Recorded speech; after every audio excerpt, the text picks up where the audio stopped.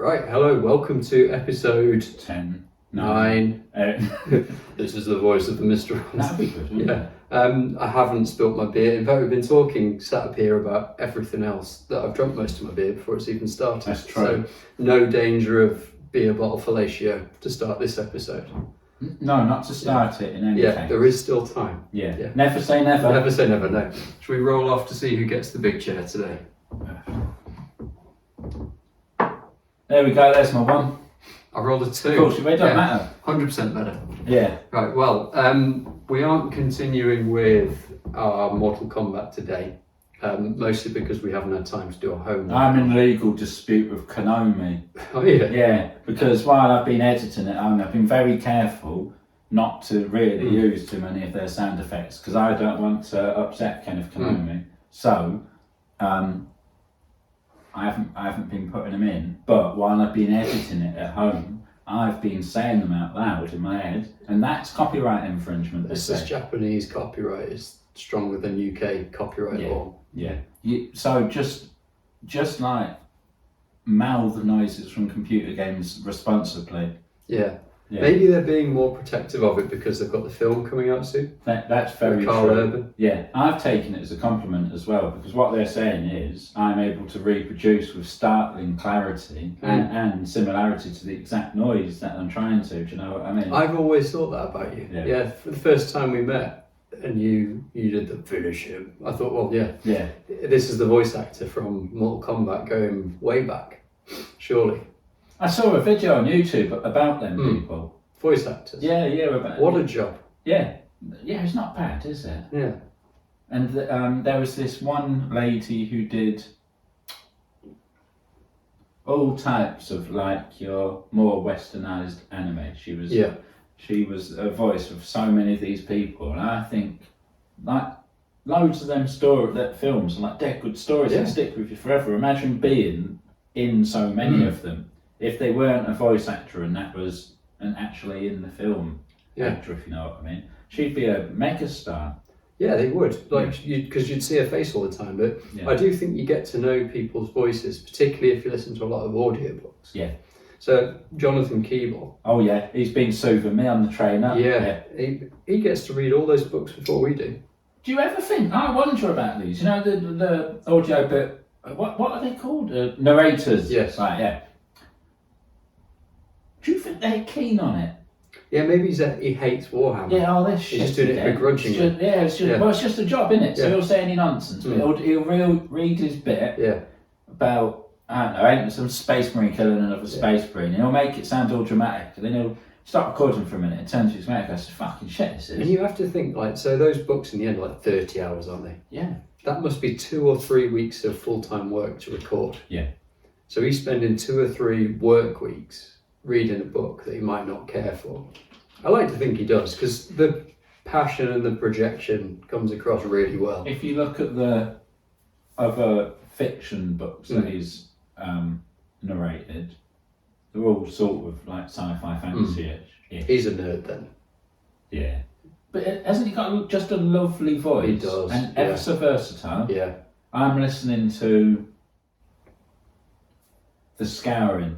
Is that what is it Ashes the of series? Ashes of the Empire, I think. Yeah. The next one that's come out, I think I'm 3/4 of the way through it. It's been a couple of cool bits. I won't spoil anything because it is a new book. But what I will say is, most people so far have been little bitches. Like it's been quite frustrating. Yeah. Loads of no, do you know what I mean? Really quite frustrating. So Nasir Ahmed's not been in it then? No. But it did have a female custode. Yeah. Well, there we go. I'm glad they're in. Yeah. And the one last thing about the Audible, there's I can't remember her name now, but the lady who, I first heard her doing the narration for Spear of the Emperor, the Aaron Dembski-Bowden book. Okay. She's narrated some of the newer Malazan audiobooks. And she does such a good job. She's got such a range for different accents. Oh, wow. Really, really well done. And if you're a Malazan fan, well done. Please comment. I'm not expecting a comment. It'd be good. Imagine if like Alan Malazan himself commented. That Stephen Erickson comments, I'd lose my mind. I'm on my third go through the series, but I'm doing every book in chronological order currently. So both authors. In chronological order of their release, or in world? In world order, yeah. The only ones I'm not doing are like the prequels, which aren't finished as a series, and they're all written in iambic pentameter. Oh no! So they're a bit hard going. Oh no! I'm not. I'm not willing to invest anything like that. No. Yeah, so I've avoided them. Well, Shakespeare. Exactly. Yeah, I can do without. Yeah. But hobby-wise, what have you been up to? Painting Chainsaw Dude for MPO. Just keep rolling. Yeah, he is quite like early noughties themed. I was quite downbeat about it at the start. Do you know what? I don't really know. Is it Thursday today? It's weird. It's thrown me off. Yeah, it's been a bank holiday in the UK, which basically means, for anyone not in the UK, we call it a bank holiday, but the banks are always closed in the UK now. Yeah, they are. Yeah, every day is a bank holiday, but it just means a long weekend, either a Friday or a Monday off work. Yeah. So it throws us all off. We don't know what day of the week it is. So at the start of the week, I was just like, I'm sick of the sight of this. Yeah. I felt like I was spending loads of time on him, but with no massive visual gains. You're in the crux of it. Yeah, and it's doing my head in. And then I did the tubes that go from his tank to his flamer chainsaw, and painted them a nice yellow. Done it yellow because of the other colours on him, and if I get to a point where I've got a little bit of spare time, I can always just put black on there quickly, and then I've got the hazard stripe. And then it's a bit more Necromunda coated. I've done loads of the leather straps. I've only got, that haven't really been started, left, is strapped on armour plate here, and you strapped on armour plate down there. I put on the base, because I wanted different textures on there. It's made by Green Stuff World. Frost. It's a frost thing, right? Okay. Put it on there, and I don't know if it's because of what I had down on there already. Something weird happened, and it started like fizz, like not fizz like audibly, but like more white foam came up, and then when it dried like this weird crusty texture. I was like, oh, wicked. Yeah, it's kind of worked out accidentally. And then I started weathering that down to go in with the rest of it, and like I'd finish up for the night and I think, good job done there, happy days. Then I go and look at them the next morning, and the frost paint had banished anything that I'd put on top of it, and it reasserted itself. And I'm just like, no, I'm in some weird, like a weed. Yeah, weird like painting Groundhog Day hell. So in the end, what I decided was, fuck you then, and covered it in the Games Workshop grey paste that's supposed to be like tarmac. Astrogranite. Yeah, that one. Left that to dry overnight. I thought that did the frost win? What it created instead was, it did. I feel like the frost attacked. He had a good go at it. It melted it somewhat. But the Astrogranite went, no, it's Astrogranite, innit? We're not going anywhere. Yeah. And they formed up in this new, like, weird, crusty paint. Nice. And then, with enough varying washes, and, like, that sort of gone into it a bit more. But the way I see it, it's the under-eye floor. There's all sorts of crud on there. There's not a lot going on the base. Like, and that's on purpose. I want him to be like a bright thing on a darker... No, I've lost the start of the sentences. There's not a lot going on the base. You want him to be a bright thing on a darker. Yeah. If we could all, every one of us, pretend that I've just said something of note that's of use to people and is excellent content, I'd be ever so I'm just grateful. going to clap. Yeah. Thanks. Well done, Joe. Yeah. I'm just here to help people. Yeah. But we've got, so a week tomorrow, you'll have arrived here for the night before MPO. Week tomorrow, you know. Yeah. I've lost the whole weekend as well this weekend. Come in. Yeah. I'm not at all sweaty. I've had 3 stress dreams now about it. What have you got left? So on what you're entering for MPO, what you so got left of things that aren't finished, the only thing that isn't finished is Rat Assassin. Thank you. The only thing that hasn't been touched are his bright shiny blades. Okay. And his like acid poison that's on them. Yeah. Everything else is at least coloured in. So I'd like to get to a point where by Sunday he's finished, or like first draft finished, and then I can get some feedback on him and have the week to do anything about anything that's still crap. Yes. I'm nearly there, I say. I completely repainted the cloak. Yes. So it's now like a grey instead of a blue, because the blue, there's just too much going on, too many colours. But the whole thing about this has been that each surface has a different texture deliberately. Yes. So I did all of that cloak in stippling, which did get to be a bit of a slog redoing. When you see it, you'll see the effect that it's had, because every fabric is ever so textured, basically. Yeah, it was a deliberate thing to do it that way, to kind of like be almost as like practice as well. Because like while this is going into competition, I haven't really felt like the absolute wave of passion about any project this year. So this year is what it is. That's how I de-stress myself. I stopped trying to paint how I thought someone who's entering the competition should paint. I got sick of that. Yeah. And for the second half of painting, when I made the most progress, I just gone, no, let's just paint him like me. Yeah, and just trust it. If it does well, it does well, and if it doesn't, it doesn't. Probably not going to cry about it, especially as we're going to be like filming bits of it, and like my eyes go dead red and puffy if I cry. Yeah, and like you don't want that. No. Yeah. So this year is what it is. And honestly, if I didn't paint as a job, I'd probably care even less. But there's a bit of me that has some kind of like professional pride, I suppose, in doing okay. But you know what? Fuck it. Yeah. I can still paint whether this does well or not.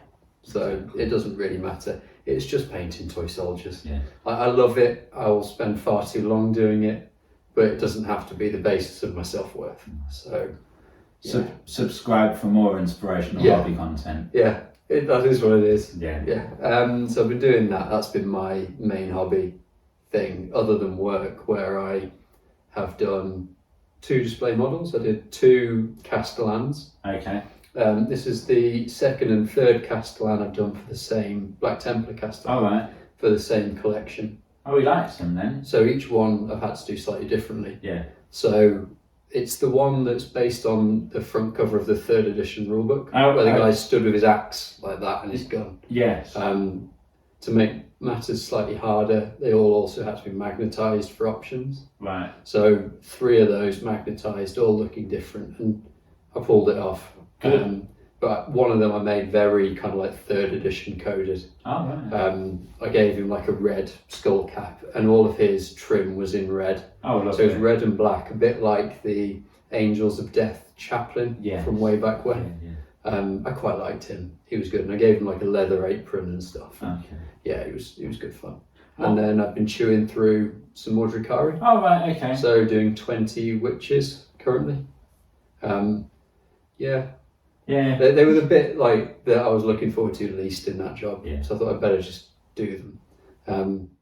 The rumours are that Dracari getting some updates in 11th, and because a lot of their models are fairly old. Yeah. And it's at the point where they're old to the point where the details kind of like blancmange into each other. So you have to figure out, well, what bit is that? Yes. Yeah. I bought some, what have you just said, the unit of 20? Witches. I bought some witches bodies to use as Escher bits. Mm-hmm. And the details were so soft, and it had all gone into one. I thought, well, this looks naff. I've got no hope of saving it with my painting, and I couldn't use them. Yeah, it's the old sculpting. Maybe the moulds are also old. Yeah. I also put together some Bretonnian knights. Okay. They have not fixed the moulds from the 90s. I'll tell you that now. Oh. There was so much mould slip on those models. Like genuinely so much cleanup. Oh. They've just dusted off whatever they used to use in 1998 and started pouring plastic in it, because some of those were rough. I suppose though that's part of the appeal to it to some people. It's like it's been the way back when machine. Yeah, they did. I suppose that's also a less risky way of doing it for Games Workshop, because if they redid them, someone at cost, and someone's guaranteed to be pissed off. Yeah. But if you loved Bretonians before, these are the same Bretonians. Oh, it's still great. By the time you've got them built, they look really cool. It's just they were a harder build because you had to be quite aware. There was like bits that were noticeably higher than they should be or lower than they should be along that seam, because it just, obviously the molds weren't as good. No. So if I buy a box of Bretonian Knight of the Realm now, I'm getting the Knight of the Realms that was in the Warhammer starter box. Yeah, for whatever edition that was 6th. Basically the same. Yeah. Happy days. Yeah, it is exactly the same. I've got so many. See, I was thinking about this. The type of hobbyist I am is a hobbyist that enjoys potential most. I love the thought of projects. I love the ideas for games and things of that nature. But very often, my execution lets me down. And I think it's just better if perhaps from now on I become a theoretical hobbyist. Yeah, good game. Yeah, exactly. Yeah, I could say with fair certainty I lost that one. Yeah. And I could go to painting competitions and say mine wouldn't have been at that standard. I'll be quite. It's nice to be honest. After a few years, give yourself a commended pin for effort. That'd be something. Yeah, like a despotic dictator just starts awarding himself medals. Have I been doing any other hobby stuff? We've talked about more time. Have we? Yeah. Well, we haven't talked about it on this. No, this is where I'm confused. Yeah, no, we haven't. Yeah. But we have. Yeah, because I've been doing Trench Crusade. You have. Have we lost yet? No. Oi, listen. Yeah. I'm undefeated, and we've only got 2 games left. So. And other Trench Crusaders are watching this, aren't they? In that campaign. What is going on? Is it's just made me think, because Dan does it on occasion, very rarely. I will beat Dan at some games on occasion. Now I just feel like he's letting me, and it's soured the whole thing. How has he panelled you all? What is it, 8-0? Yeah, it's 8 games in. We're going to 10. I could lose both games and still win. No, that sounds cocky. And late season when like someone's so far you're ahead, already on the beach. I'm in the Champions League no matter what I do. It's just, I'll put out the B team for the last couple of games. No, I'm kidding. Sorry, Mike. I've really enjoyed it. It's been really good fun. But we got to the end we played it all day on Sunday, and because the warbands have got really big. Yeah. And you've got more rules and it's got complicated. I think we've all got to the point where we just want a fresh start. So we've said about doing more time. Yes. Which you're very excited very about excited. Too. So, very excited. Yeah. I'm weighing up whether to do Skaven, which is what my heart wants to do. Yeah. But my head's telling me I've got effectively a Chaos Marauder warband unbuilt in a box downstairs. Whereas Skaven, I need to go and spend money and procure parts and do that. So it's which side wins out. Skaven though, isn't it? Skaven are fun. Yeah. Be the rat men, the rat ninjas. There's a reason why, because you already own them chaos bits, don't you? And they're unbuilt, aren't they? Yeah. Well, there's a reason. Yeah. They've obviously previously been cast aside. Yeah. Do they deserve life? They've had their chance. Yeah. They've had their chance. Yeah, they're bits I bought for a painting day, that I put on. And some of the models out of the box were used for the students to paint. Oh, I see. Right. I've got the remainder in a box. So I could use those, but I do think realistically I want the bits from the Cities of Ash Spearhead box to do proper ninja rats. That's got the Empire Men it does. in them that I want. We'll look at let's that. try and find that then. Yeah. Yeah. Because segue into, you want to do... Well, I've got Sisters of Sigma on their way to me. And I chose them because on the Muldown computer game, that's who I played as for the longest time. Yeah. And I thought, how cool if I can have my computer gang on warband on the board, that'd be very cool. It's going to be hard for us not calling them gangs and juves and stuff, because it is Necromunda, isn't it? Yes. And the other ones that I was thinking about were, see, now I'm going to make everyone angry because I've got a shocking memory. I think it's Ostermark, I think it's them, but I might do Ostermark Mercenaries. But reading through, when you go on Broheim, which is like a community-made aid for Moldheim, it lists out all the different war bands that have been designed. And it's like official. Yeah, it ranks them by... Not quite official, experimental. Yeah. Yeah. And I genuinely looked at every gang on that list, and I was just like, warband on that list, and I was just like, well, yes. And then I've downloaded the Town Crier, which is the Moldheim magazine that came out at the time. That contained the rules for a Moldheim campaign based in Lustria. Oh, fantastic. And all the different war bands that would come from that, and the different creatures that would be available to you and that. So I want to do all of them as well. Yeah. See, I watched an interview with Thomas Pirinen. Yeah. Not his real name, as we've already discussed with the Secret Space Marine. Yeah. And he was talking about how Mordheim came to be.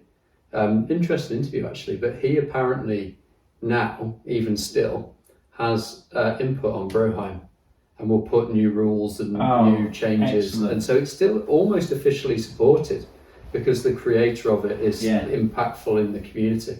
Yes. So yeah, Games Workshop might not sell it and support it, but the bloke who made it still does. So, whilst I was explaining to my wife why it was necessary for me to start another gaming system and everything that comes with that, and I think by the end of the conversation, we'd reached an accord. And she decided to start a gang as well. No, that would be a big leap at the moment. I think. I think there's more chance of us starting an actual real life gang. But anyway, the reason how I sold it to her was when I was a lot younger and I looked through White Dwarf. It was always the fantasy pictures that really took my fancy, and that's what I found really inspirational. And then Moldheim came out, and I thought, oh, wicked, fantasy version I can afford. Yeah. No one wanted to play Moldheim in the area. It fell away. Never ever could I have. I was left unfulfilled until now. Yeah, and you found a group of like-minded men in their late 30s and 40s who will now play Mordheim with you. And why on earth would you want to take that opportunity away from me? Yeah, got to lean in. Be an awful person to do that. No, she couldn't do that. That's grounds for divorce, if anything. If you're listening, Rach. Yeah, I don't like to throw that threat around I'll do it for you. Too lightly, thank you. Yeah, you made the right choice, Rachel. So you're fairly okay on MPO, you're nearly there. I'm nearly there. It'll be done. Yeah. And now my aim is just finish something that I look at him and go, that's cool. So I did hear from Rob in the Strait of Hormuz. Yeah. He's part of Operation Epic Freedom, whatever it's called now. Yes. He has been painting. He has been painting. However, I am dubious as to his chances of finishing. He shared an image with me. That said it came through via courier, and I opened it up and had a look at it, and it looked to me that, like, now this is going to sound scathing, and I don't mean it to, a partially finished lava base. Yes. With a mostly black top surface. Yes. So he's done a bit of the lava floor and the heat glow coming off the ore. So I've known Rob for a very long time. Yeah. And Rob's main way of doing anything. So this is true going back to like our sixth form coursework. Yes. Rob will be like, no, it's fine. Night before, I'll get a call saying, can you help me? And I thoroughly predict that next Friday, Rob will be painting frantically and asking for my help, so he has anything to hand in on the Saturday. And this episode will come out on that Friday. So... No, it won't. It will. It won't be. Because there's not one out tomorrow, Yeah, so it'll be the one after. But I need to be there to upload it, but I'll be... Here. Oh, no, I will, yeah. Ignore me. But wasn't that, just for a moment, a nice bit of jeopardy and drama that I introduced in? A tremendous amount I of bet all three of you was very nervous. Yeah. But then the one after will be our roadshow. Yeah. The great Waffle Hammer roadshow, because we're going to just film whatever goes on at MPO. Yeah. Whatever nonsense. Yeah. As many people as we can cajole into interacting with us. Interview. I did think, like, in a completely benign way, I might become a pest. Do it. Yeah. What's the worst that's going to happen? Yeah, it might get asked that we don't come back. Yeah. It's like, Exactly. Yeah. There's plenty of painting competitions. I do like MPO, but it'd be really funny if you got kicked out. That would be, wouldn't it? That'd be incredible. Yet another thing I can't include on the CV. Yeah. So Rob, I've officially called you out publicly that I don't think you're going to have finished. I did finish it, dickhead. I will add on to that when you shared the image with me, I was concerned for you. Yeah, I'm concerned, but not surprised. Yeah, I thought there's not a lot of. I mean, the main thing was, Rob, you shared an image of your miniature with me that didn't include your miniature. Yeah, the main bit of that miniature wasn't yet even in the picture. No, is it built? Yeah, who knows? Yeah, he's going to enter a base, and it's going to be like avant-garde modern art. Well, like with the orc on it, like slump, that's like a diorama, isn't it? Yeah. Just call it like the futility of life or something. Yeah. Pretend to be deep. There you go. Yeah, here's it. Rob wins most creative for an unpainted model. But it's been recorded. That was my... Yeah, so you're coming for him. Any of the millions of pounds in accolades he wins for that. You could also have said it as like as he dies, all the colour drains from it. Yeah. Well, there we go. Into darkness. And call it There Is No More. Yeah. Perfect. Bosh. Yeah. MPO completed it, mate. And we don't know what Alex is painting. So we'll see what Alex brings. Yeah. Yeah. I'm excited. This is going to sound dead fanboy, but I'm excited at chances of seeing the people from Cult. So I was thinking about this earlier on today. There's like most of the big names in painting are going to be there, and it's almost like, in what other hobby would you get to go and like hang out with Messi? Yeah. Because like Albert Moretto Font will be there.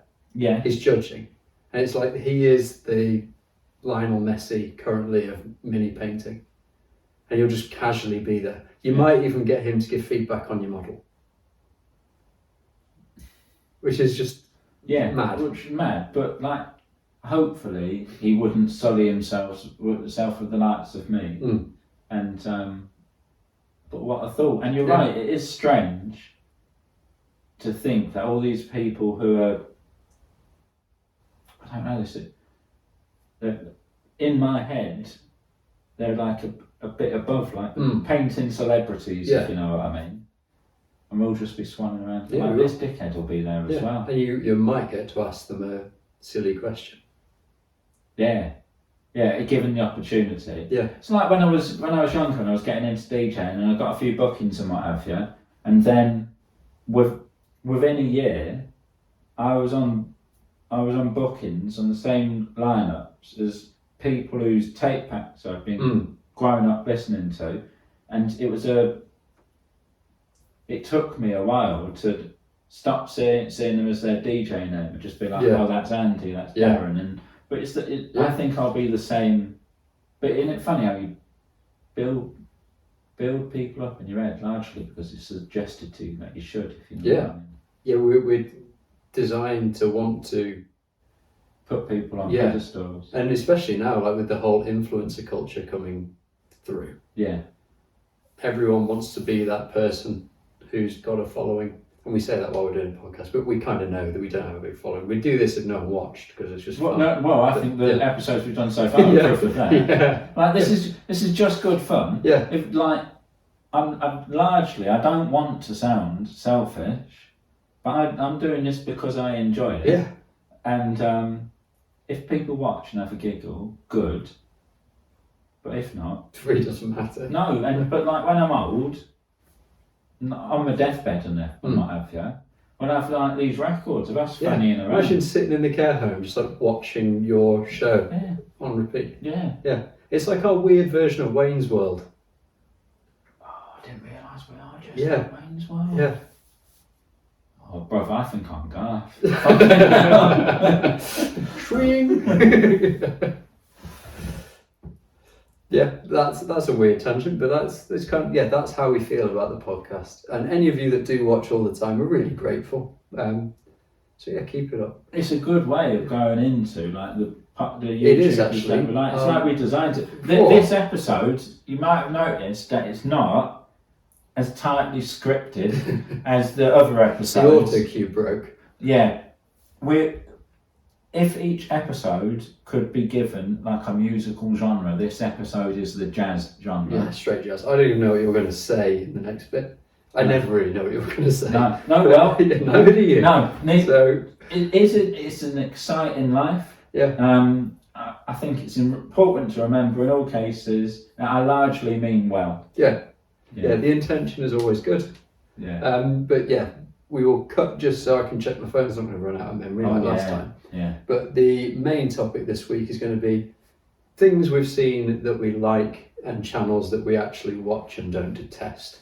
And you will probably go off on a slight tangent about reasons you don't like certain kinds of channels. It's only to help people improve. Yeah. Yes. It's all criticism is meant with love. Yeah. Yeah. And you I don't feel like I'm in some glass tower. I'm perfectly aware of what I am. So don't feel like it's coming from that place either. Yeah, just throw stones. Yeah, exactly. Yeah. If someone said to us, you've got to sit in this room and we're going to record you constantly for 12 hours, we could probably just make something happen. I don't think we'd reach a point where we weren't speaking anymore. No. Yeah, we'd always find something else. You'd end up talking about Nazis flying over the South Pole again, because that's one of my favourite stories ever. Yeah. It's a great conspiracy. It's not a story, bro. It's true. I'll find you like a YouTube show that explains it better than I did. We need a spin-off. Are we on now? Yeah, conspiracies, Right. Eat your chocolate buttons. Yeah. Right, so here we are talking about things we like. The main places I interact with the hobby, realistically, are Instagram and YouTube. I will just go on a rant, though, about Instagram. As someone who uses Instagram for hobby and has used it for a long time, and also now uses it in a very, very half-baked way with as minimal effort as I can get away with to promote business, it has tailed off as a platform to share hobby on. So, one of my wife's friends runs a marketing, she's runs her own business, marketing business. She's flying at the minute, winning new business awards left, right and centre, and I'm like, well, what do I do then? How do I get my post to get more traction on Instagram? What hashtags? She says, no, bro, she don't speak like that. No, bro, hashtags are dead. Right. And I'm like, well, then how do I direct my posts at the right channel? And she says, the words are picked up from the description. You're not looking for hashtags anymore, just the words. See, I usually write something like half thought through and silly in the description. I do. I just write nonsense. Yeah. So I did what she said. Said on 3 posts in a row. Each of them only received like 2 views instead of a normal barnstorming 7 views. Wow. Yeah. That's so percentage-wise, that's a huge That didn't work. Yeah. That didn't work. And I like fair play. She's running all these businesses, but it didn't work for me. No. I do think the companies that run the social media channels have become more adept at properly filtering everyone's output so that they can be in control of when someone becomes popular and not, rather than organic things happening. Like, go back 15 years when I was doing the record label, and it was feasible to build up a considerable amount of interest yourself just through online channels, whereas I think it's become hard to do that, and I think it's become this because the established people have become more entrenched and the social media companies want to control it so they can charge for it. Well, it's very realistic. It's become less like the Wild West, the freedom that we would have had 50 years ago. I mean, I'm talking like 2020. I was okay at painting. I'd put something up. Minimum, I'd get 100 likes. I was getting like 20 to 40 new followers a day. Everyone's locked down. A good post would go to like 800 likes. Bloody hell, man. Now I can put up something that wins awards. And it gets to like 30 or something. Yeah, maybe like tickle 100. Yeah, and I will get like 10 new followers a month. Yeah, I'm constantly astonished by this. I don't mean this negatively, like the poor performance of your things online, because even with like my biased Dan bit tinted glasses, if I take them off, your work is like empirically better than a lot of things that I see doing very well. So maybe it might be worth your while, like engaging with like a social media guru or something. Maybe. Yeah, because it is dispiriting. I don't actually post most of the stuff I finish. I think, well, what's the point? That's kind of where I got to with it. But it's the journal. One of the things I like about like why I still use Facebook is every day it comes up with my memories, and I absolutely I love going back through them. Yeah. And because it's linked with Instagram, I get them posts. So not so long ago, it said it was like 3 or 4 years, however long it was since the big Necromunda. Really, that was that long ago. Yeah, and like I was walking to work, and what a lovely thing to think about for a moment or two. Yeah, that was a good game. That's why you should post it online. Yeah, and so that when the computers do take over and we're assimilated into the system, there's more of us already there. Yeah. So we can be more of ourselves. No, I will try and post, but it's just hard to care. But that said, Instagram is one of the places. And I'd say I used to watch more hobby YouTube than I do now. Same. I'm less invested in watching hobby YouTube. But that said, there are still some Instagram people and some YouTube channels that I do really think have some good value in them. Yeah, I think with regards to watching less now, I think it's important to remember like the real world events that were happening when you felt like you were watching more. And I think like normality's reasserting itself now. And the other thing is that, so go back 5-6 years, I was newer into the hobby. Yeah. And less jaded. Yeah, less jaded, honestly. And you hadn't seen the same bit of content like churned through again and again. And it's become the point where there's so many people now who are on the Games Workshop influencer pathway that, you know, a new box comes out and all that will be that week is 17 videos of people painting the same mini. But I think that's necessary because Dan's prepared a list of the people that he wants to talk about, and he read through like the first 4 or 5 names, and I only knew one of them. But you think we've been hobbying together, what, 5 years now? We're in a similar age band. I'm doing myself a blessing there, really, but a similar age. So you'd think good to see the similar content, or like when I speak to people about DZTV, Winter's SEO's thing. It was always so shocking to me that everyone at least didn't know about it. It seemed like such a big deal. So I think is he still going? Because I'm definitely a subscriber, but I haven't seen a video in a long time. Come on. I couldn't tell you of any certainty. Yeah. I was. Do you know what? This is a weird tangent. Do you know who I was thinking about the other day? Stylus. Couldn't tell you what. It's just because I follow Brapscallion. Yeah. Because he's a very nice chap. Yeah. He likes good music. The podcast he did with Warsmith Chris and the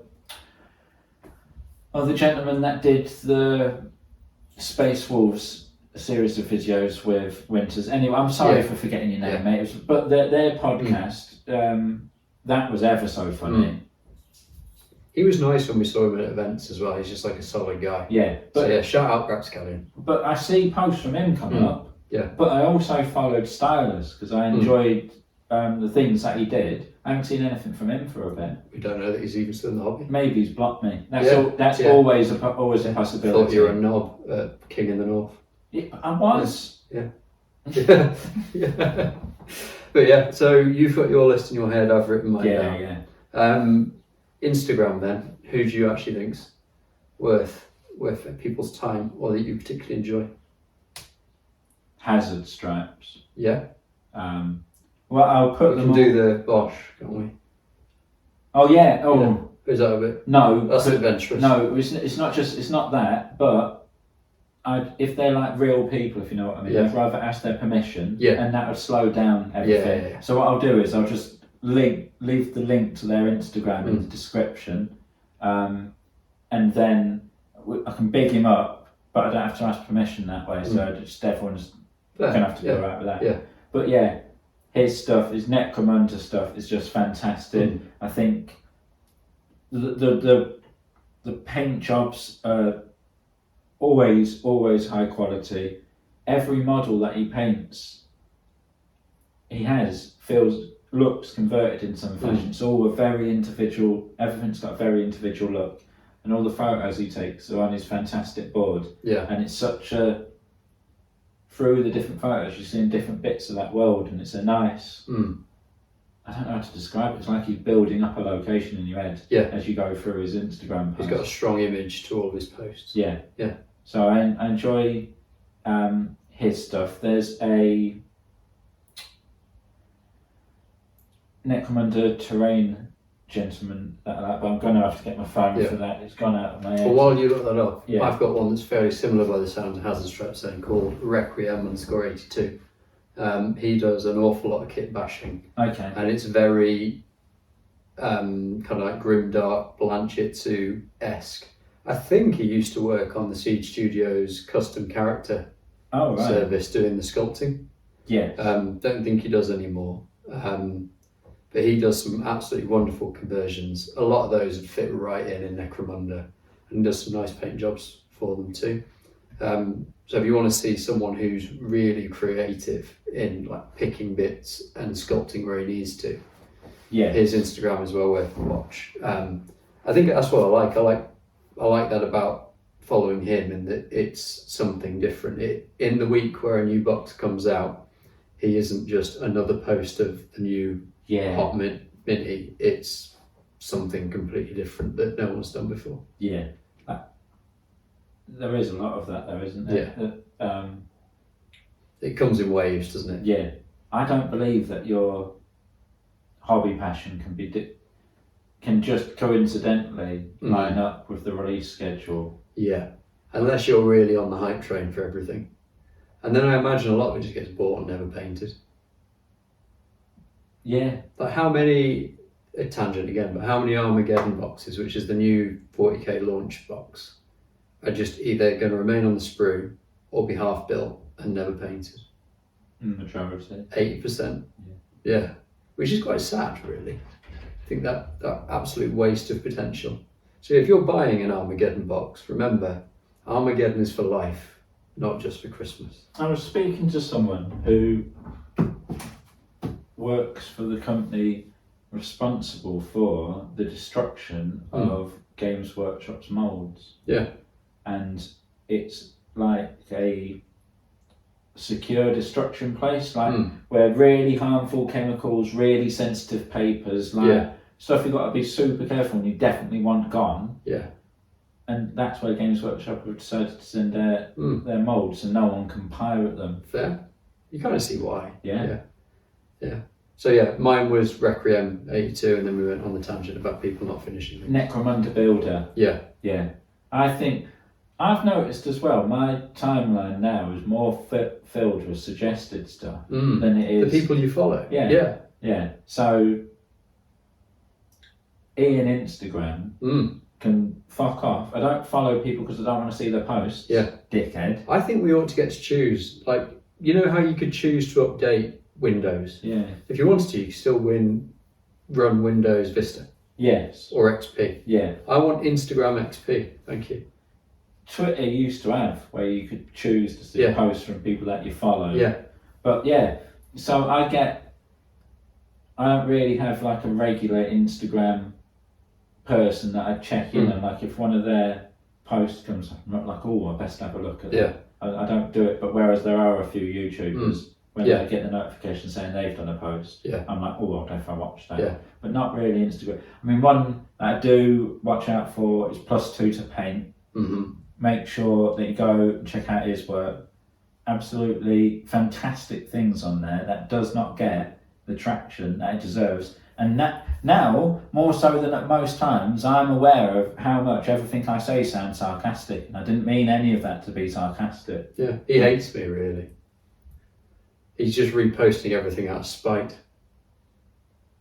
I've outed you. I found this whole thing very hurtful. But no, I would like it if I got more views, honestly. Yeah. It's very kind of you to say. Yeah, think about this, all the shit that you do follow, right? And then just think. I've got 2 dogs to feed. Yeah. I need the followers. Yeah. Yeah. Really do. So I'm more a YouTuber. Yeah, really, if I'm on Instagram, I am cooking and just waiting for one process to finish, on the loo, or something that I can disengage from on TV. I never choose to go on there, if that makes sense. It is the carousel, isn't it, of nonsense. But like YouTubers, I think you've got one that I would have spoke about. Or shall I just finish off my Instagram? I beg your pardon. Yeah, book it. So I've got 2 to go through. Okay. One is the only Patreon I'm currently subscribed to. Oh, right. Which is, he goes by Magnus Matig. Yes. Which is something in Danish, one of the Scandinavian countries. I hope he doesn't watch this, bro. He won't. I do talk to him. He's a nice guy, but I'm sure he isn't watching this. He is just an exceptional painter. Oh no, he is winning a lot of golden demons. Yeah, he had excellent entries into the Necromunda category for the last few years. It was one of those Necromunda ones that I saw that actually made me start paying attention. It was the Ogrin that you did with the blue power fist. Yes. Yeah, that was the one where I was like, oh hello. And since then, like everything he's done has just been a banger. Really good painter. And then the other one, you hadn't heard of him, was a guy called Brushsmith Huni. Yeah, I hadn't heard of him. Who does like I'd call it heavy metal style, but he kind of everything he does almost has this glow, despite the fact it's done in like the heavy metal multiple edge highlight style that's really quite unique. You can see one of his pieces and know it's him. Right. So he's worth a look too, and we'll put all of these in the bit underneath. I didn't mean to throw any shade when I said I'd never heard of him. It's just I haven't. No, there's a lot of people. Yeah, this is it. This is what I mean. This is why Games Workshop needs to have this army of influencers out there. Yeah. Because look how fractured. But also, I was reflecting on this. An interactive community like this simply didn't exist for the hobby when I was a teenager. No. And being able to dial into it when you want, it's such a luxury. It's fantastic. Yeah, it's like there's a Warhammer TV channel that just happens to be YouTube. Yeah, and there's a Warhammer TV channel, but actually YouTube's doing it better. Yeah, well, exactly. So the hobby content that I enjoy the most isn't produced by the company who make the games. But I think as well, I'm starting to get there on models as well. I'm seeing great. The models now that they're able to produce really well with 3D prints are more reminiscent of the design and complexity of like the late 90s models. Yes, yeah. And that's more what you like. Yeah. Whereas everything's got there's pouches on pouches on pouches with a chain hanging down with a zip, with a feather. There's just everything all happening all the time, and I like the more retro look of it. A bit of simplicity, and like the price as well, because. When I was thinking about, I need to get Warband then for more time, I didn't want to be the one saying, I'm sorry, because I haven't got any fantasy models really. Yeah. I think I've got maybe 12 skinks. Yeah. And I'm not sure what. Yeah, it's probably not a workable Warband. No, but I'm glad I've got them for when we go to Lustrian. Yeah, but if we were to do the Lustrian campaign, which is sick, and I do think it's got rules for like boating and piracy. Fantastic. Anyway. Always up for some piracy. Anyway. No, we've derailed me. We were talking about YouTube. And no, we're talking about 3D prints that you like. But the cost. Yeah. So I was looking up what game Warband to do, and it was in my head, Sisters of Sigmar. I quite fancied a go at a dwarf one, or the mercenary band, like I said. Yeah. The Sisters were the cheapest 3D print option by some distance over the Dwarf one. But to properly, I made a mercenary warband, and to buy a box that contained everything I needed, it was the Combat Patrol, whatever they're called, Spearhead. So then you were like 85 quid in. Yeah, it was just like, I could have got nearly 4 Sisters warbands. Yeah. For all the... And you're not going to enjoy the games any less because you've got 3D printed models. No. And like I say, it's the models I feel are more aligned to my painting abilities and taste. Yeah. And they are improving in quality. Yeah, like, very much. They get less of, get like the weird nipples. Yeah. You get less of that, and I've had more problems from Forge World resin than I do from Etsy resin. Yeah, you're talking about mould slip. Sometimes on those Forge World ones were bad.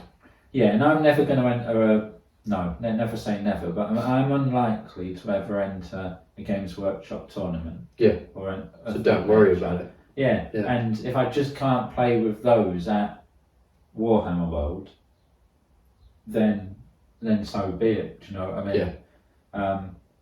Especially with the cost difference. Yeah. And the cost of like the scenery, like. Yeah. Oh my gosh, yeah. The scenery cost for Games Workshop is high when you start looking at like building a full Necromunda board out of completely kosher.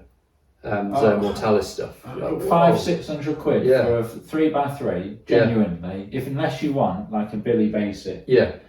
To do, I did price it up once. To do the board I wanted to do, it was like 500-600 quid. It's like an army to get a board. Yeah, and the same applies for like the Mortime board. Yeah, and even then they're not really even making that much that's that applicable to Mortime. No, but you could take a lot of stuff from the Lord of the Rings things. It might be a little bit small, but you can probably make it work. That's true. Maybe it's like a model village. Maybe them in them times.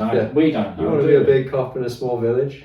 My grandparents on my dad's side, when I was younger, they lived in a place called Sea Salter, which is a little village on the Kent coast. And I was enchanted with it because for a stretch of road that was on the seafront, everyone had had a chat with each other and they'd all gone in on it. Yeah. And they all had like miniature buildings in them, created like a little town that ran through their gardens. Yeah, and like a 2-story building was like this tall. But imagine like Joe this tall, just looking at this. Fascinating. Yeah, just amazing. Yeah. What a lovely thing to do. Like, I'm going to try and get that going in the Fradley and Streethead Parish Council. Everyone has to have a replica house. We used to be a proper country. Yeah, before we started putting flags up on exactly on the lamppost, we used to just put miniature houses in the front garden. I don't know where we got there either. Me neither, but we're talking about YouTube. And so far we haven't actually named a YouTube channel. Well, we've been talking about their competition. So one of the my just immediate watch as soon as it's like convenient, not just like if I'm out walking around or something. Sorry, line manager. Is well no, because I can't have my phone. Of course you can't. Yeah. Cult of Pain. Yeah, they're a big. I watch them all too.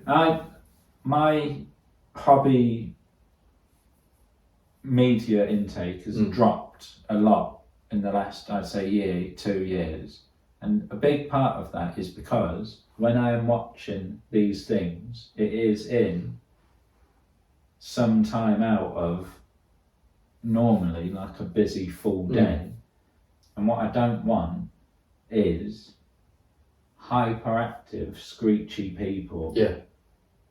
Like I used to enjoy Play on Tabletop. I used to enjoy their videos, but the Joe that enjoyed them videos ain't here anymore. And like, I mean no offence to them. You're more tired. But they're too enthusiastic for me. So I've been that off, and like I find this with most American channels as well. I don't think Play on are American, are they? I think they might be Canadian. Actually. Which is it's nearly as bad. One of Faith's jokes about Canada, we'll just get this in, because I don't think Trudeau's watching or whoever's in charge. No, probably not. He's not in charge anymore, I don't think. The problem with Canada is that half the people there speak French and the other half let them. So I enjoy that. Yeah, our Canadian viewers just left. Well, no, I can't think of any Canadian slurs or anything. No. Well, you've got a flag. Justin Trudeau is actually now dating Katy Perry. I've seen that, yeah. And he went to a music festival. Yeah. So, what happened to, like, politicians and, like, heads of state and everything being sensible people? Now he's going out with Russell Brand's ex-wife. It's a mad. The world's fucked up. Like, what is going on? If someone had wrote this down and gone back in time 15 years, everyone would have been like, what is wrong with you? You're having us on, yeah. But anyway, too much real life. So, on the Cult YouTube, I used to subscribe to their Patreon, but I milked it for everything that was on there, and then the videos kept, like, I just lost interest, if you know what I mean. A lot of the videos on there, I'll be completely honest with you, are the anti-Wardle, and it's him watching his videos is like him like trying to teach a fish how to clap, do you know what I mean? There's just no point. It was all so beyond me. It's like a magic trick. Yeah, exactly. Like when I watched his stuff and Richard Gray? Richard Gray. Yeah, Richard Gray, and I'm just like, no, not doing that. So it's mostly Henry on the YouTube channel. I find his content always well paced, well chosen. You never feel especially like we've just had this release. Yeah.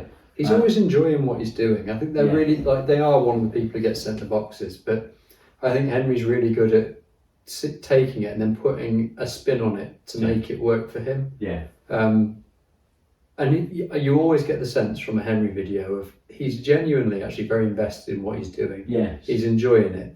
And even though he's quieter about it, it comes across very well. He articulates himself. Well, yeah, exactly that. I know it's going to sound strange for a painting video, but I can watch and benefit from his videos he does without having to look at the screen. I can be painting at the same time, the screen's up here, painting away, and I can glance up at it every now and again. But I'm not missing out because he speaks so eloquently and explains so well what he does. Yeah. Also, like, as a counterpoint to, like, the very enthusiastic people, and I'm not mocking the very enthusiastic people, like, there's something for everyone. It's not for you. Yeah. He is a soothing and calming influence. He's like Bob Ross of Waffle Hammer painting. I know if I think, I've had work, done tea, done the washing up, I'm going to sit down and paint now. I see I've got a cult video. I know that in half hour I'm going to be chiller than I was at the start of that. Totally. Yeah. And his lessons are achievable for me. He's really good at process. Yeah. My Alpha Legion for Heresy, that's his scheme. Yeah. And it was very simple to achieve what is, from a few yards, a decent looking army. It's a really good looking army. It was just very well explained by me. And as I say, achievable. It wasn't like, now all you have to do is 70 layers of glazing to get this perfect blend like I have. Yeah. None of that business. No, it's just here's step one, step two. Yeah. So we've spoke about one person with a fantastic voice and the right kind of attitude, I find, in Henry. I'm going to mention Auspex in a similar vein. Right, yeah. In that, again, iconic voice on YouTube. Yeah. You hear that voice, you know who you're watching. Exactly. That said, I think he does a really good job of a couple of things. One, he will talk about the news, like the Warhammer news, but he is doing so, I find, in a very objective way, without all the hype. Yes.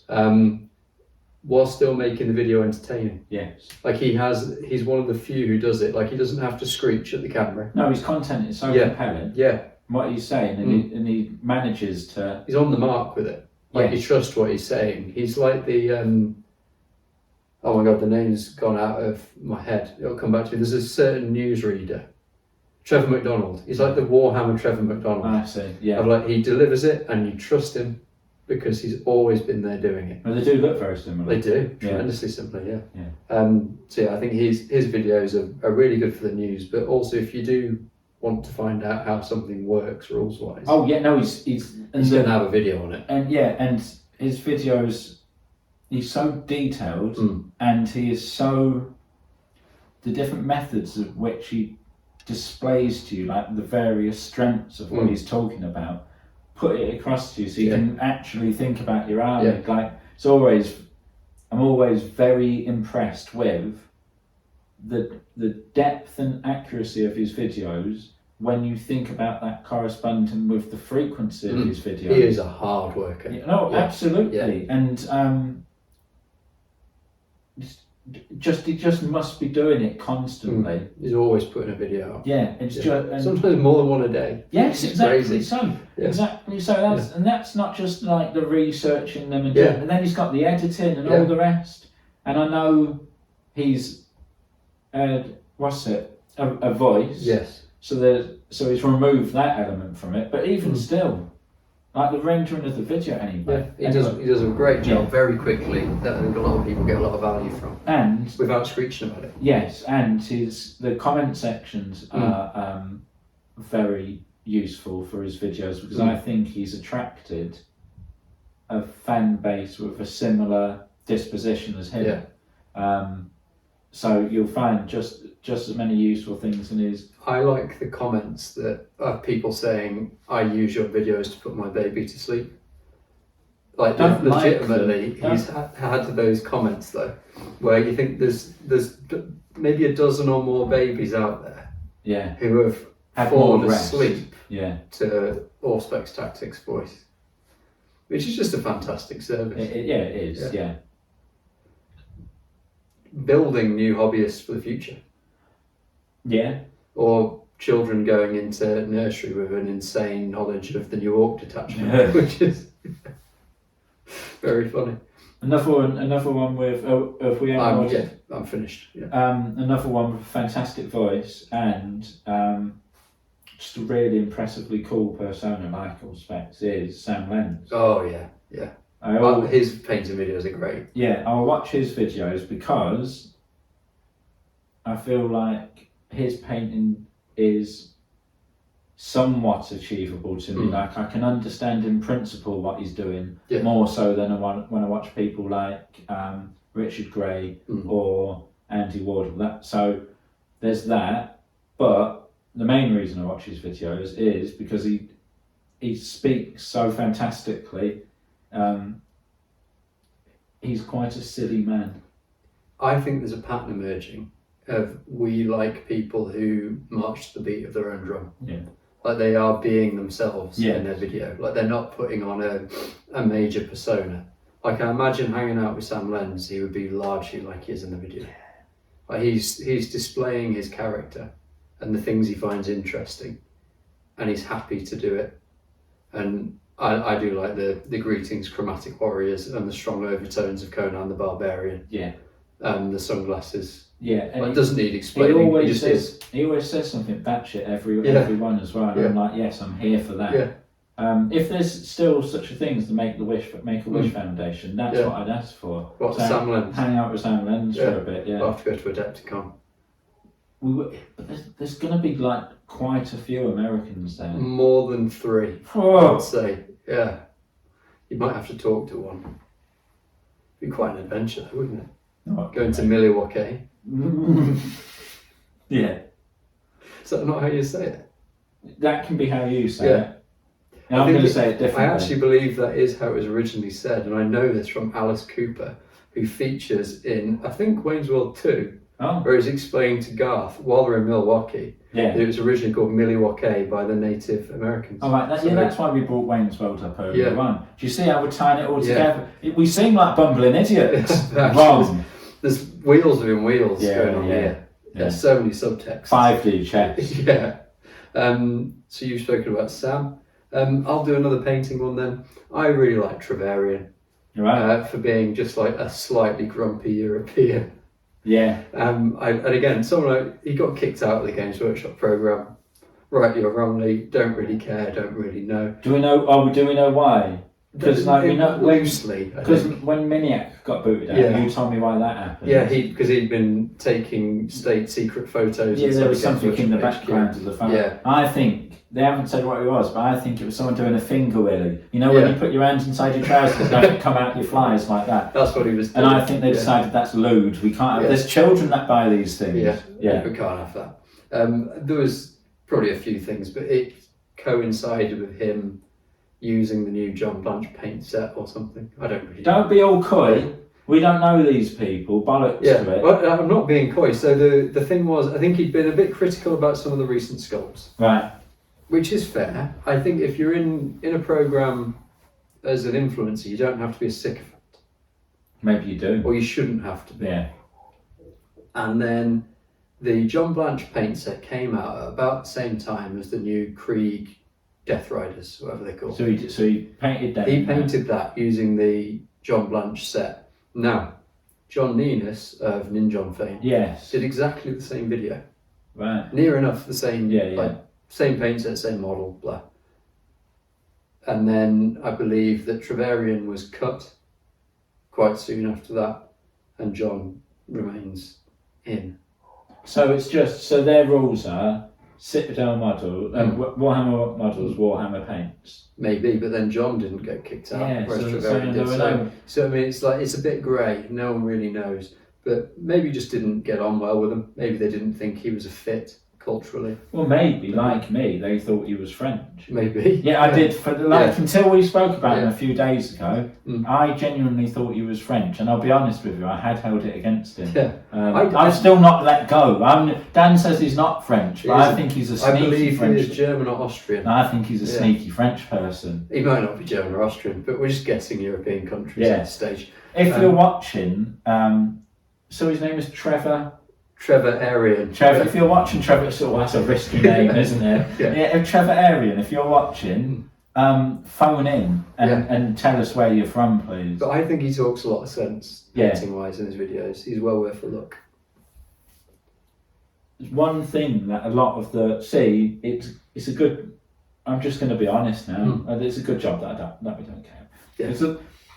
One thing that a lot of the YouTubers do is, when the stress of trying to make that their income gets a lot of them, one thing that I've noticed in common is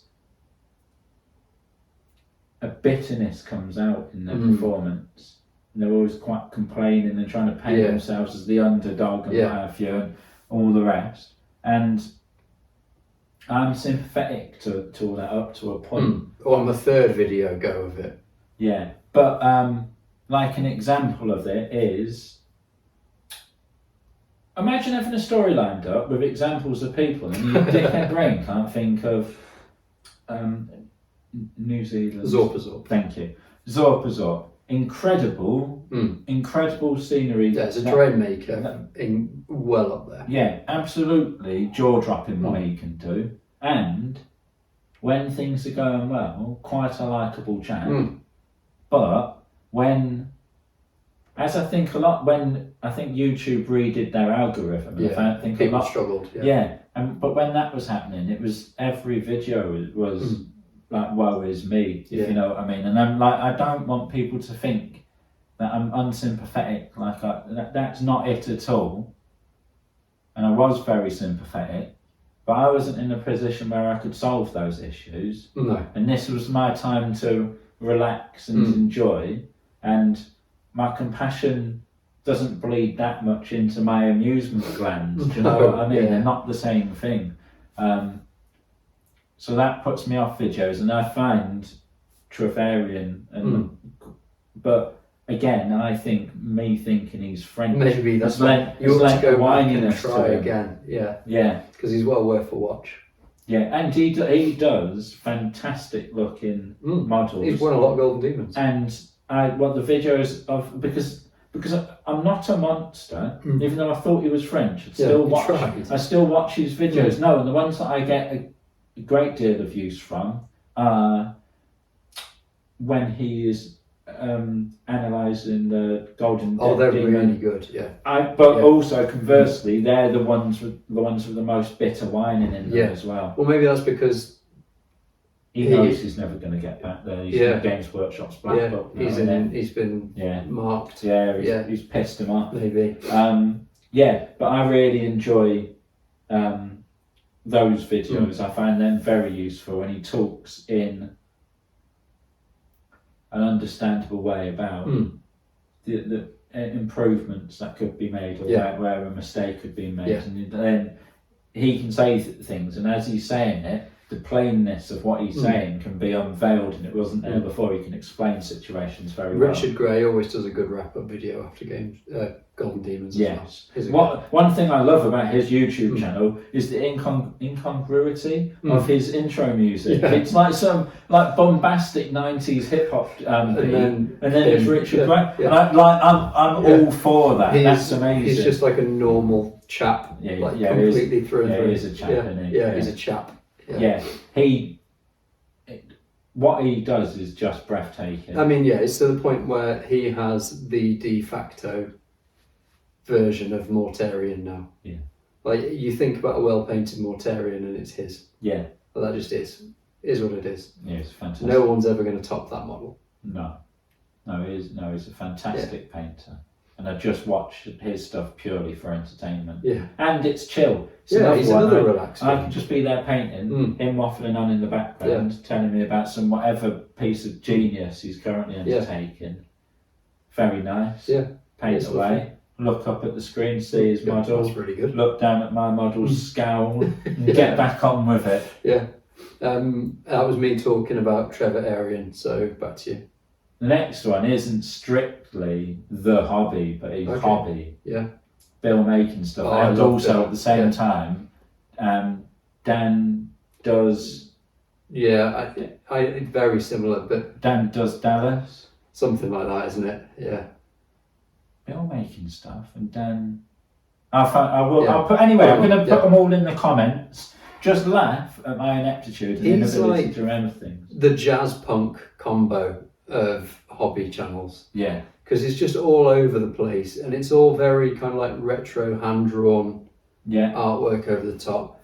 Tremendous amounts of creativity. When his channel first started, because I was lucky enough for the YouTube algorithm to throw his first episode at me. So I've been, when his channel first started, before he had a big follower base, he'd do more your dad jokes.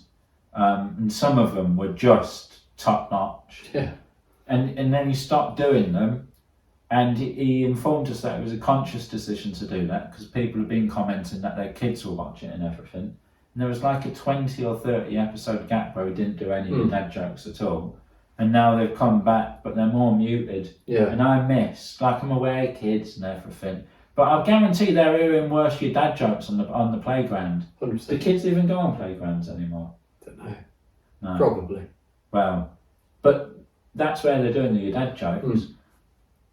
No, excellent content, all very well presented. Like in his previous life before doing this, he was a corporate videographer. That makes sense. I've probably slightly misrepresented.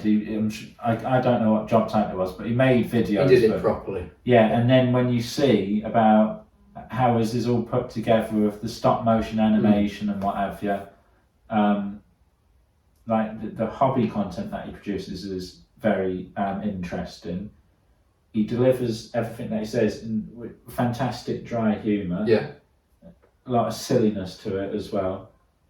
He's doing it for the love of the game. Yeah, and then Dan does, or whatever that his channel is, that's Bill's brother in real life. They look ever so similar, but Dan does is sort of in a similar vein to Bill's videos, but like even more Partridge. It's like he is hands down the most Partridge. Oh no, I don't know. There are a few contenders for that. Yeah, but they're more accidental. I think Dan might be. I think Dan's aware of his. Yeah.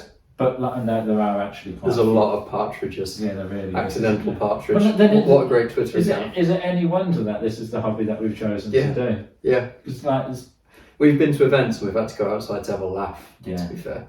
Yeah. Not at anybody, but just more at the general I don't know. sense. You might have laughed at somebody, but yeah. It's the short king. He turned to me. Yeah, that was fun. But he's not going to be watching. No. So we were somewhere playing in a doubles event, and we were playing across the table from this other team, and one of the gentlemen was quite short, and the player had reached an area of the board that he couldn't see readily, so he decided, I need a better vantage point for this, and he got a box or something and then stood on it imperiously and like leant down over the board. Napoleon moment, wasn't it? Yeah. I mean, like, I'm very sorry, but that was too much for me. I instantly span 180 degrees, so I was facing the other direction because I'd lost control of my face. And then I had a quiet little giggle for a moment or so, and then I thought I was calming down, and then I remembered what I was calming down from, and I was gone again. And this whole time, I've got my back to them. They might think, is this the start to some like Warhammer hacker or something like that? But I said to Dan, you're on your own for a bit, bruv. I can't cope with that. I really struggled. Yeah, it was late as well on like the first day. We've been playing for about 7 or 8 hours by this stage. Yeah, and then previous to him, the guy from Fifth Element. What was his name? Yeah, there was a chap who had the same haircut as Gary Oldman from the Fifth Element. Yeah, but not even a little bit. It's like he'd taken a photo of that to the barbers. I want this, mate. Yeah. Which, you know, style choice. Yeah, not brave. No, he looked imperious. I'll say that for him. Marching to beat his own drum. We're saying we like that. So. Yeah. Fun event that was. Yeah, that's probably not what we should have been speaking about. We were talking about YouTube. I'd just spoken about Trevarian. I believe. No, you talked about Dan makes the accidental partridge. Here we go. Yeah. So back to me then. Let's go for another one who makes unusual things. Eric's Hobby Workshop. Oh yes. Yeah. Absolute gold. I started watching him because he made really amazing scratch-built terrain. Yes. However, he also does kind of more. This is going to make it sound more pompous than it is. Journalistic pieces on like certain games or like a hobby project he's working on. He has made that sound pompous, hasn't he? But the games he enjoys are the more kind of like retro games. So he does them about like Old World or More Time or Necromunda, but not just old like new Necromunda, but old Necromunda. Yes. And his videos usually have a lot of heart to them. Yeah. He genuinely cares about what he's talking about. He's not just making a video about something that's the new, fresh thing. No. He's chosen to make a video about that, and you can tell he's put a lot of thought into it. He's relatively muted as well. Yeah. It's quite chill. Yeah. I emailed him. You know, have you watched the video that he did where he took possession of that gentleman's incredible Necromunda? That was a heart-jerking video. I emailed him and just said, that was wicked, mate. Basically things to that effect. I don't know him, I just wanted to tell him, and he emailed back to nice one thing. Yeah, it was a great video. Yeah. Well, we could link that video directly, I suppose, because that was well worth a watch. And the scenery collection and setup that this gentleman had built, simply astounding. Yeah. It reminded me like why I got into Necromunda in '95. It was like for that, and all built from scratch. Yeah, there were some like Games Workshop kits in there, but not for their proper uses. No, which is just, I love the creativity. Yeah, and the Hive looks great that way. Yeah, like the ramshackle, and I love it when there's bridges crossing things and like at different angles. And saying that the place we played Some Wars at, I thought had some cool tables. They're MDF, but like a lot of the different angles and verticality that they have. Tabletop events. Yeah, Yeah, in Belper. Tabletop events in Belper. Every City event that we've been to, the quality of the boards at that place in Belper is just astounding. For Necromunda are really good. And there have been a number of games that have just been like A+, that like could not improve this board any further, and to the point where it's greatly enhanced the playing experience. Yeah, very much. This is the only thing that makes me sad about moving away from Games Workshop models, denying myself Warhammer World with certain things. Yeah. So what I want is like more high quality gaming venues. Yeah. But there's just a lot of dark rooms with L-shaped ruins in them. Yeah, if I learned how to shit money, that'd definitely be what I'd build. Straight away. Executive. Yeah. I think we spoke about that on here before, because when we both said if we won the lottery, we would do, and we had basically the same idea. Yeah. So it's a shame that we're going to be rivals, but maybe it'll be like dodgeball. Yeah. Open up across the street. And I can stand on my balcony like Al Swearingen from Deadwood and spit at you. And have you seen Deadwood? No, but how disappointing that's where he chose to go to first. What, we've been rivals? He's off. Oh, so you just spit at your rivals? Yeah, of course you do. In this scenario, in the cutthroat world of high-end gaming venues, there should be no quality. I bet they probably all do spit at each other. Yeah. The floor at MPO is going to be soaked. Oh no, that's a good point actually. I'm going to wear shoes with a lot of grip on them. Yeah. But get your Crocs out.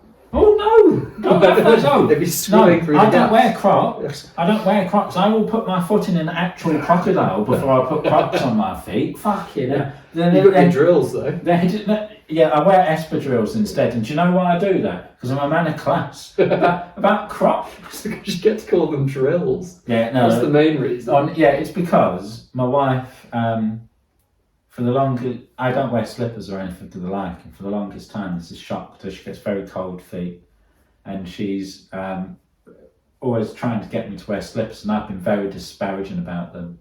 And then I bought some espadrilles for when we went Portugal a few years ago, and I thought it would be funny upon our return to England to start wearing them in the house like slippers, but to deny at any point in her trying to correct me, her saying they were slippers. No, these are espadrilles, and I found it infuriated her more when I referred to them as drills, and now they've remained as drills for the years to. And, as they should. And I sometimes point out to her, like I'm in the kitchen, I've got my drills on, I've not slipped over, and they've got that over slippers, and she says they are slippers, I tell her she's wrong about this, and we fall more in love. Yeah. As you should. Yeah. Anyway, that was my Eric's hobby workshop. Probably the first time in living history Eric's been talked about in the same conversation as espadrilles. Well, let's hope we start something. Yeah. What the world needs now is hope. And what could instill more hope in you than the thought of Mr. Hobby Workshop, or is Hobby his middle name? Yeah, I think it's Mr. Workshop. Or is it like his fighter name? The moniker. Eric Hobby Workshop. Yeah, I mean, it is threatening. Like, if it's actually his fighter name and he's beating people up and this is just his hobby, imagine if it was at work. Yeah, so Mr. Workshop, I forgot why we were addressing him now. Because we were talking about espadrilles. Yeah. It really inspired me to see him in espadrilles. I've got a fantastic new pair because I'm going on holiday next month, and they're like, you know, that raffia looking like like that, with the exception of the heel, leather. Oh. Yes, bro. Yeah. No, because we're going to Italy, and we're going to like... Oh, you got to have a bit of style about you. Well, no, exactly. Yeah. We're going to quite like a posh bit. And I'm thinking, because one of my wife's friends has married a Sicilian fella, and he's very stylish, and I am as you see me. And what I don't want to do is bring shame to the nation. So I've tried to equip myself with like the most stylish clothing for the holiday. So at least I'm worried it's like tying a ship to a bow. No, a bow to a ship. A ship to a bow is even better. Imagine tying a ship. I know. I know. No, I was about the to really elastic delve properties into of the ship. Yeah. Yeah. It'd be more like moulding. Yeah, like Play-Doh. Yeah. Anyway. No, that's derailed Onwards. again. Yeah.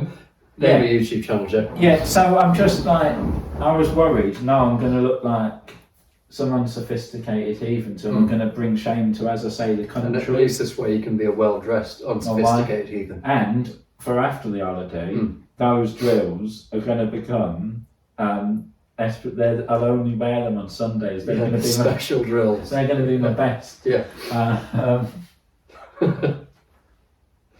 I'm a lucky man. Yeah. A really lucky man, because, like, as outlandish as this sounds, she finds all this nonsense funny too. Yeah. So I am It's very a special aware thing. of how lucky I am, truly. Yeah. And Rachel never watched that and get that moment of tenderness. No, she won't watch any of this shit. Yeah. She's got class. Yeah. Exactly. Yeah, well, that's why I feel so comfortable speaking about it, because no. And imagine if she was watching it secretly and I just broke her out doubly so by saying all of this. Yeah, or she gets ahead of the curve and buys you an even nicer pair of espadrilles for Sunday. That would be something. Well, I just need Is your birthday coming up? I just need, well, to be fair, she is taking me to Sorrento. Yeah. So, I just need to cover myself.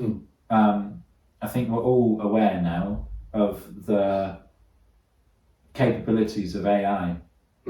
And what I can't say for certain, because I haven't done the editing yet, but what you may have seen might well have been an AI composition put in for a comedic effect. Yeah.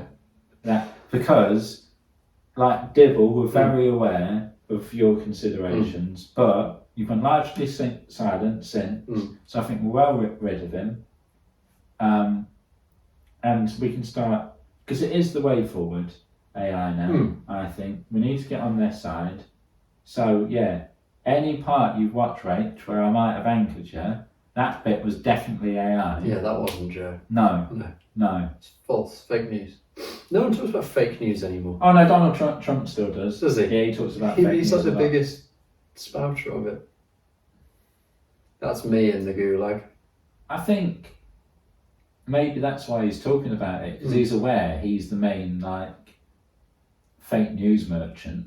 So he talks about it more and to encourage people to do more of their own fake news. But I don't think we need fake news. One of the best headlines I've ever seen, it wasn't a fake news story, and the headline read, "Police told goat on roof only respects one man." like we don't need, I don't want AI to do my fun things. You've reminded me of what I saw, because I go to the seaside in Devon on holiday quite a lot, and it was probably 18 years ago or so. But all of the, outside of the newsagents, you'd get the billboard and have like the main headline on. And that week it was local pedo falls from cliff. So it's for the entire week, like, local, wasn't an out of town pedo. No, there's something. Yeah. My favourite one of these, I haven't seen it with my own eyes, I've seen it online. It only makes sense if you are aware of keeping up appearances. But it just says on one of them aid boards, whatever they're called, local news, boy gets finger stuck in bucket. And then the second half of the picture was like Hyacinth Bouquet, like putting a weird face. Top that, just good, clean fun. Yeah, that's British humour at its finest. That's Blackpool postcard level. That's what we need. We're a long way from any YouTube channel now. Well, exactly. Yeah. Have you got another YouTube channel? I only have Wellywood Wargaming to go. Yeah, I think his content is ever so informative. I've enjoyed it more. Now he seems to be, now he's finished all his lists, he's able to put more colour into his, be himself. Like the video he put out. The capybara painting one was just perfect. Yeah, it was fantastic. I'd like to think, because he's not done stuff like that before, we started doing this. No, maybe he secretly watches and he's like, oh, I can be silly as well. If any of you are watching and you sit there and you realise no, I'm a silly Billy as well. Yeah. Be silly. Just do it. It's just fun. be It's silly. fine. Yeah, it's better than not being silly. All the things we do ultimately don't matter. Nothing matters. No, we're all going to die. It's totally fine. And then 5-10 years after you're gone, no one gives a shit. Yeah. So just enjoy it. Yeah. There's that AI again. Yeah. It's fantastic, isn't it? Yeah. I genuinely mean that. I'll put That's in, how I'm trying to live my life. when I think certain bits should be considered AI, I'll put a noise in over the top. Yeah. So we know. Yeah. Stop taking yourself so seriously. Dear me. Yeah. He's on the attack. Yeah.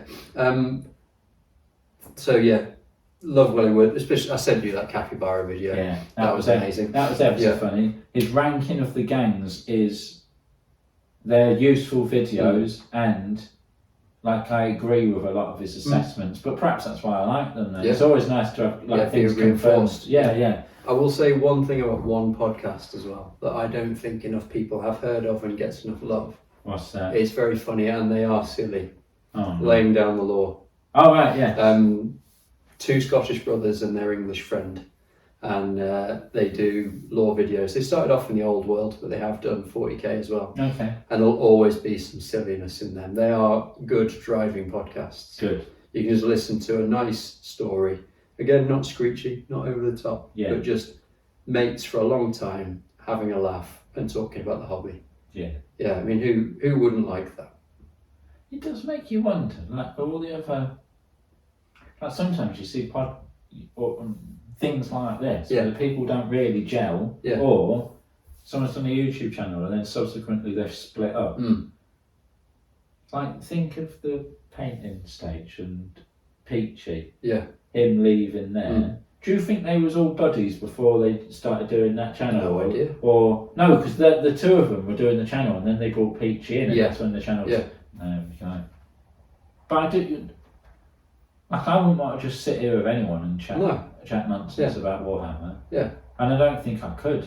No, you need someone you actually do want to talk to. Yeah, and who you know gets your silly humour. Yeah. That would be very uncomfortable. Yeah. If I was like, no, that's just not funny.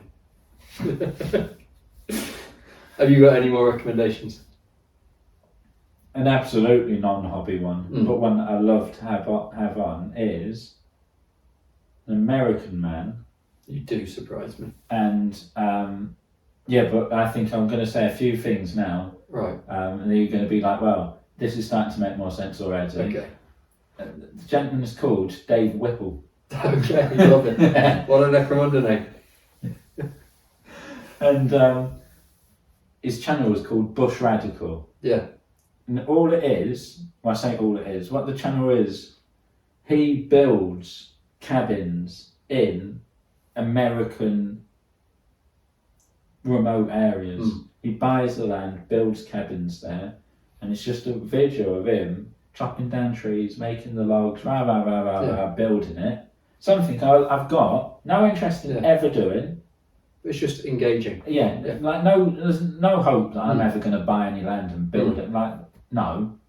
But yeah, I just like I like his videos. It's also like the music is like, you know, like that horrid, like proper American twang twang twang music. It like the backing music is that, and I'm still alright with it. Yeah. But yeah, like he's the exception that proves the rule. He's nice. He's alright. But no, because Sam Lenz is American as well. It's just being overexcited. Yeah, just like the screeching. No self pride. Huge amounts of like entitlement. Like I'm excited, so everyone needs to hear about that. No, I can't abide it. Yeah, fair. So what we're saying actually is probably a nice point to end on. It isn't necessarily an entire nation of people that you're condemning. No. It's just a nation's worth of people who might be overexcitable. Yeah. Yeah, that's what you don't like. Yeah, just calm down. Yeah. Like, exciting things do happen, and be excited then. But not everything's awesome. No, and why are you shouting? Also, like, I'd messaged Dan when I heard it. I can't remember what I was watching. Beast Games, right? It's good Scrabble TV. It's playing Scrabble with my wife. Beast Games on in the background.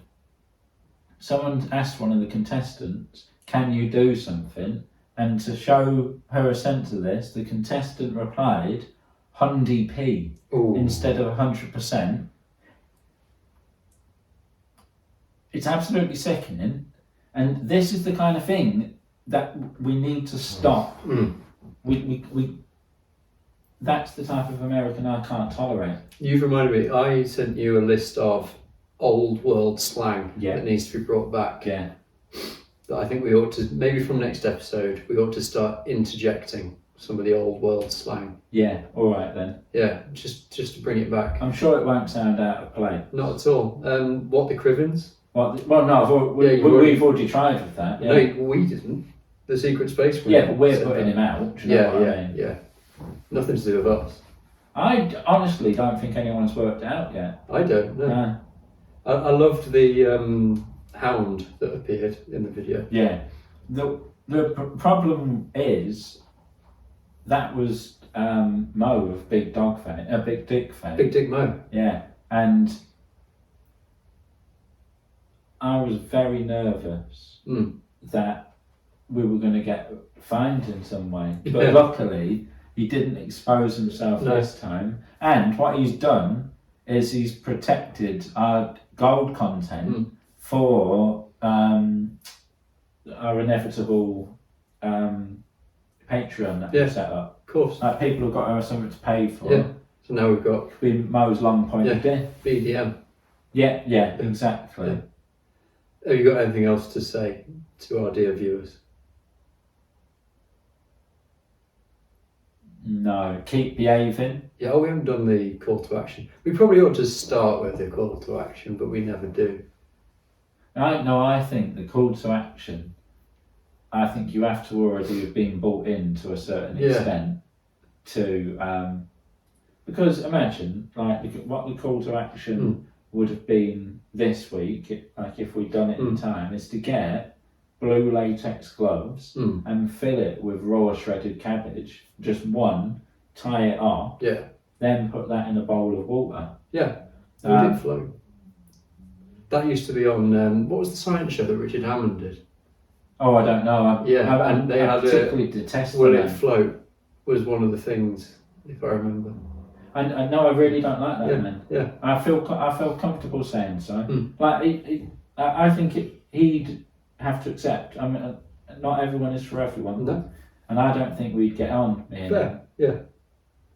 And I started like, his hair's quite spiky. He's quite a loud, shrieky person.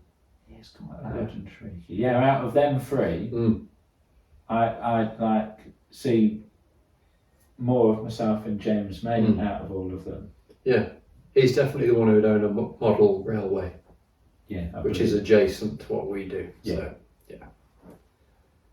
So you've got your instructions for your call to action, and what the one good thing is, it doesn't specify whether it's hot or cold water that you put. But if you make the water hot enough, it will cook your cabbage. Yeah, dinner's ready. Yeah, and just don't ask why it tastes of rubber. I don't think it would take. Don't get the gloves with the talcum. Do you know what I mean? To help you get them on. That would be a silly thing to do. Don't do that. You're not silly. No.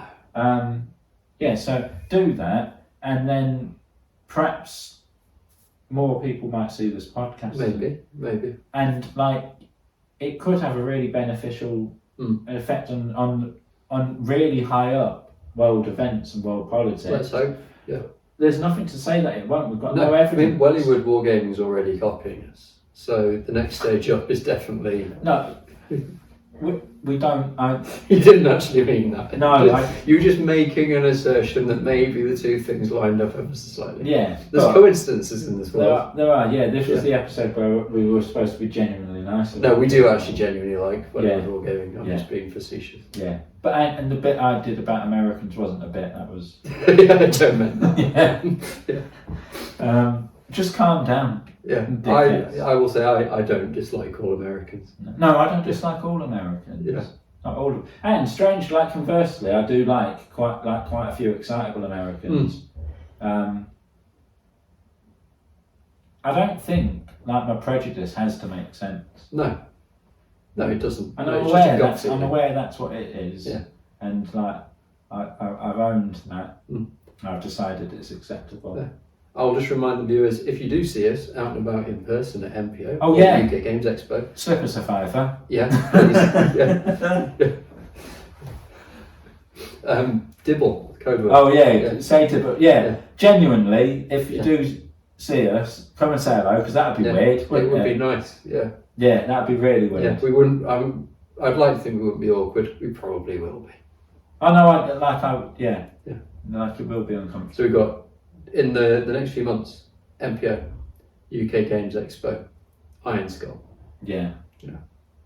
And that takes us through to July. I think I feel very confirmed for Iron Skull now. So I bought my ticket. Yeah, hotel's booked. There we go. Yeah. And I got a confirmation email at the time of buying the ticket. Like, nice one for coming, rah. A couple of days ago, I received another confirmation email that the order's now complete. Double confirmed. Yeah, so I really feel like I'm going to be there. Yeah, like good. That. Yeah, good. Yeah, I'd hope so. It'll be real Joe, not AI Joe. Yeah, and that's good because real Joe never says anything that might anger his wife. It's that AI Joe. Yeah. So the best thing about Iron Skull last year, other than my trophy, shout out to me. Yeah. It was amazing because honestly, the quality of the competition there, and there were certain gentlemen who were cleaning up in multiple categories, and then Bosch. Little old me. Not little old. No, Bosch. In comes Dan, hoofing people out the way. I didn't know who anyone was either. That was the thing. Like we went into that. I didn't know anyone from Adam. So I just didn't feel any kind of intimidation. Yeah, which was good. Yeah, exactly. No, I don't think we're supposed to know what these people look like. No. But we did also see the Bruv t-shirt. Which I then. Yeah, that's a lovely present. Yeah. I wear that at work sometimes. Yeah, good. Because there's one officer. Every time we see each other, he'll say, "All right, geezer," and I'll say, "Yes, bruv." And then we never have to. We don't really interact for work, if you know what I mean. Yeah. It's just, and even if it's like the 7th time we've seen each other that day. Yeah. All right, geezer, yes, bruv. Every time. Lovely. Yeah.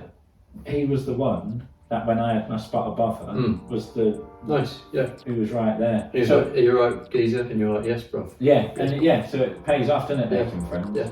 Anyway. We will see you. The episode after this one will be our Roadshow MPO special. I think that's going to be either an absolute car crash or good. So yeah, we'll see, won't we? Yeah. Right, guys. Goodbye.